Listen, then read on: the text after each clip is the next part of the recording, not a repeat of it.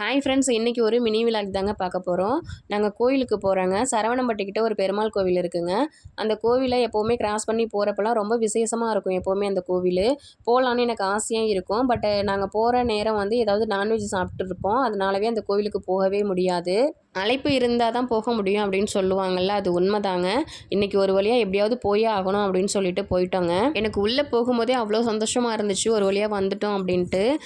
கோவில்னாலே திருநீர் இல்லை குங்குமம் ஏதாவது ஒன்று கொடுப்பாங்கள்ல, அப்போ தான் கொஞ்சம் மனசுக்கு திருப்தியாக இருக்கும். இந்த கோவிலில் திருநீரும் கொடுக்கல, ஆஞ்சநேயர் சாமி பக்கத்தில் இருந்தாங்க, அதுக்குமே குங்குமமும் கொடுக்கல. அது கொஞ்சம் எனக்கு மனசு கஷ்டமாக இருந்துச்சு. துளசி மட்டும் கொடுத்தாங்க, அதை மட்டும் வாங்கிட்டு வந்துட்டோம். நம்ம எந்த கோயிலுக்கு போனாலும் ஒரு பிரசாதம் கிடச்சிரும். இன்றைக்கி வந்து ரவை உப்புமா மாதிரி பண்ணியிருந்தாங்க.